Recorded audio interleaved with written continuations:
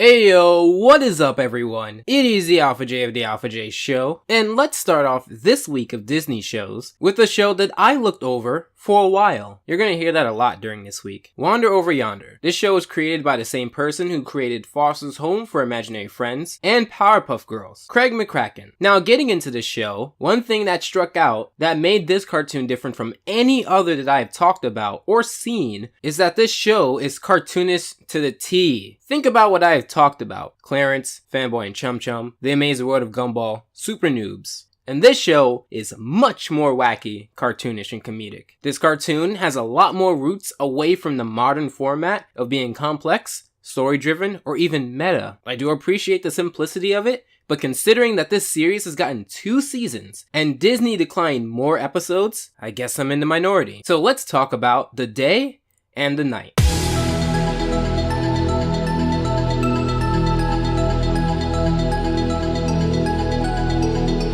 Before I start, I want to give a huge shout out to these comments here. I really appreciate when you guys comment, whether it's constructive criticism or positive feedback. And from now on, you're going to be seeing quite a bit of comments in my future videos.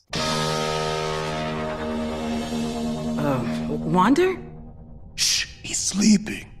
Nervous, some people. Alright, so take note how this scene looks, take note of the time, because this is going to be very important going on. So Sylvia here has awoken from her slumber. Wander is over there sleeping, and he's pretty much not going to be getting up anytime soon. And this will play a running theme throughout the review. What I do like about this particular scene is that I'm not sure if this is the middle, the end, or the beginning. You'll know what I mean at the end of this review. Sylvia lets out that Wander is not going to wake up no matter what you do to him, so that means, for most of this episode, it's pretty much going to be Sylvia talking. Whether you want to praise this episode for taking this challenge of having pretty much one person talking for the majority of the episode, or criticize the episode for being very cheap on its voice acting is completely up to you, and I understand both sides. But personally, I can handwave this because this episode was actually entertaining in that regard. They then show the title card for this episode and go into this sequence of Sylvia trying to wake up Wander using various tactics. Like I said in the Mighty B Canatonic review, I really do like cartoonish sequences like this. I believe that it's very energetic, and if you do the right variations, it could come off very comedic. And for a show like this, I do expect a lot of this, and they don't particularly do it too long here. Bonus points for using the banjo. I'm not sure if this is Wander's banjo or if it's just there for cartoonist purposes. Also, if you've seen a lot of cartoons before, I can see if you think that this is kind of predictable. However, for a lot of people growing up watching this, I can't necessarily use that as a piece of criticism. So the Watchdogs, as Wikipedia puts it, these small, eyeball-headed creatures that serve as Lord Hater's minions. Yes, his name is Lord Hater. In the bulk of his army open up the cell that Sylvia and Wander were in, and Sylvia uses this as a plan to pretend being asleep. I wonder what she will do. So 2 watchdogs have pointless banter until Sylvia pretty much knocks them together, incapacitating them. They don't really show the violence, and Sylvia's off to escape. Bust out of this skull!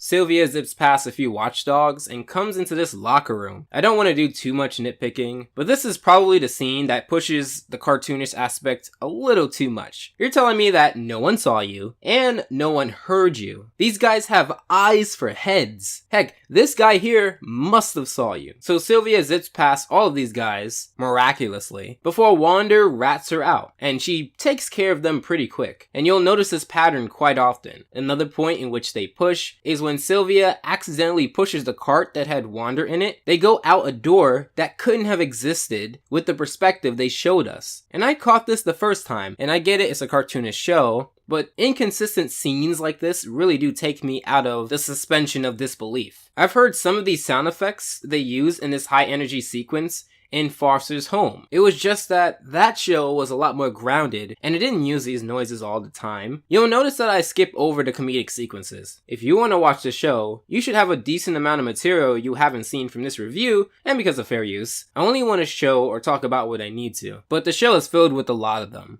And I would probably just be repeating a lot of, well, this. So Sylvia gets the idea of using Wander as a decoy watchdog, which works out great until this elevator scene. Sylvia seems like she's in the clear until Wander messes up by doing something in his sleep, which ends up with Sylvia dealing with said minion like it was nothing. This series doesn't really focus too much on the violence. It's comedic and action-based in many areas, but the violence so far has been kept to a minimum and kinda off-screen if you think about it. Sylvia gets to a hangar of some sort and sets Wander down, and in the process, Wander wanders over to a panel that has both the lever to open the hangar and insert generic big red alarm button. Textbook setting up. Personally, and this is just my opinion, it doesn't really work for me because I can see this a mile away, but maybe you have a sibling that can't or is learning about these cartoon conventions, because we all came from somewhere. Like I always say, just because it's cliche doesn't mean it doesn't work, but just because it works doesn't mean it's not cliche. Wander obviously presses the red button and Sylvia has to rescue both of them from impending doom.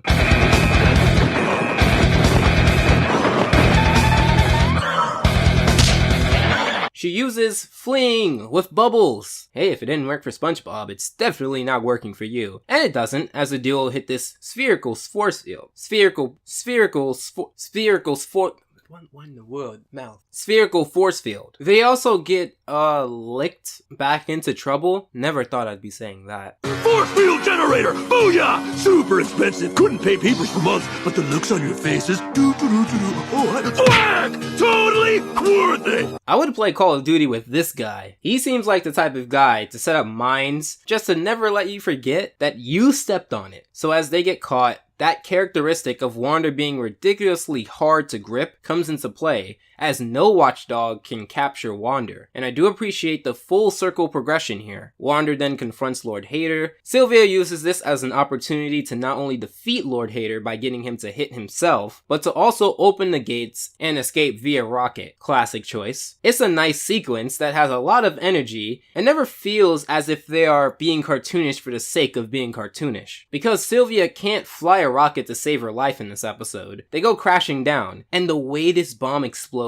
is much more creative than your usual explosion. This also wakes Wander up, so it takes a pretty big explosion to wake up this orange, furball? Nice to know. As soon as he wakes up and does his stick, Sylvia is off to sleep pretty much like how Wander was in the beginning, and this was the day.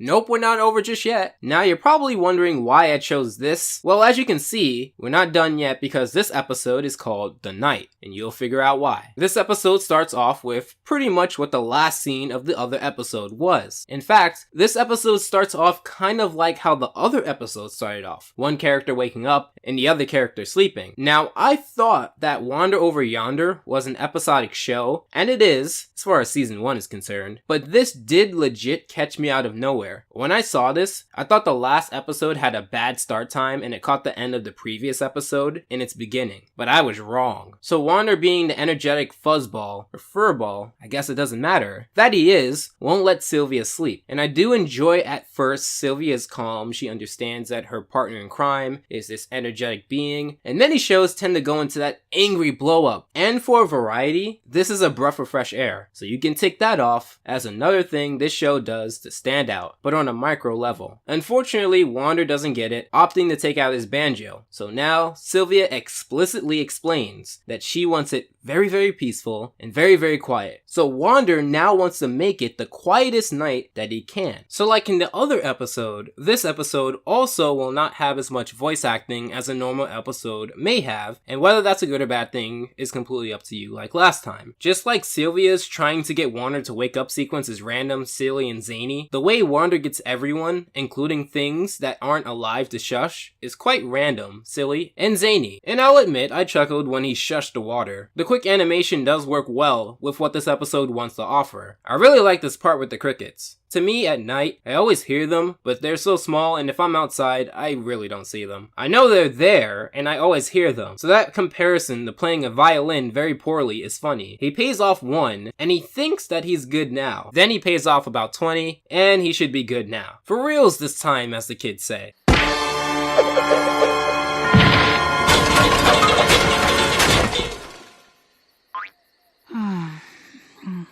If I do want to pick out a part, they really could have done this a lot better. You have the classic slow motion no, you can subvert expectations by silencing the noise, or my preference, have them break and show all the crickets buying more violins. But as it stands, it isn't too bad. Then Wander realizes that it's so quiet, all of the smaller noises around him become magnified. I mean, there's not much you can do about your heart, buddy, unless you're telling me that you kind of want to, stop living. However, Wander's stomach growls, and that's something that he can fix. He takes out granola and goes to open it. By the way, I love chips, but can we get a more silent material for bags? It's like the worst thing to open in public, besides like a shook soda or something. Then we get this scene, with Wander stepping on a very sharp rock with socks on. Firstly, my god. Secondly, good job. Not good job that he stepped on a rock, but look at how it was done. They showed you what may happen. They wound it up, or winded, the possibility, and as soon as they delivered, they cut away, showing as much as they needed. Hey Splinter, this is how you do that right. So Wander needs a place to yell, more shenanigans, and Wander yells so loud, an acorn shakes loose from its tree and starts to fall. Hey, it's like that one scene from Foster's Home for Imaginary Friends. If you know what I'm referring to, let me know in the comments below. Wander catches the acorn with the expense of being crushed by his trusty steed. Then we get these creatures. I just want to give you the warning that these creatures are totally adorable. Like, get really close to your screen and witness the cuteness.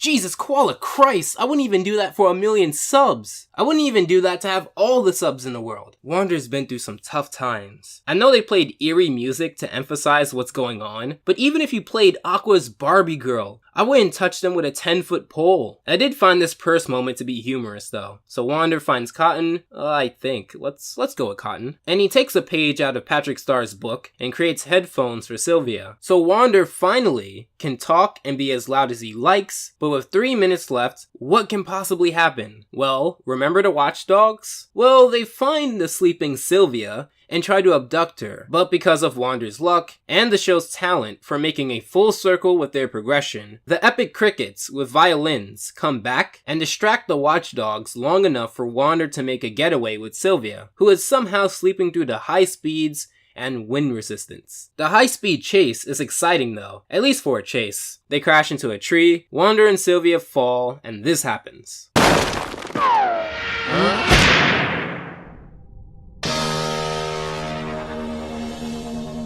Wander? Shh, he's sleeping.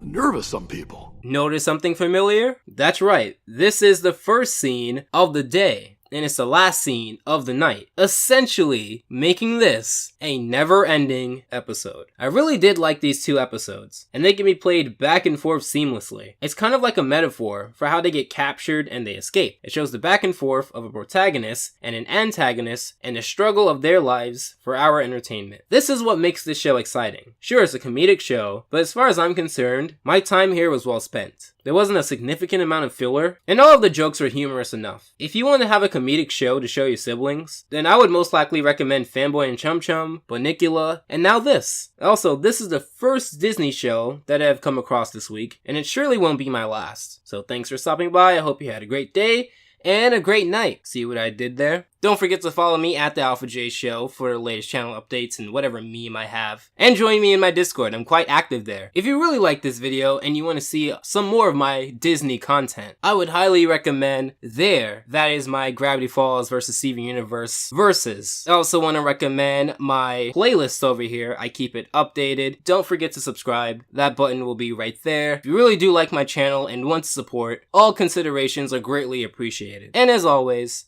I hope your time was well spent, and Alpha out.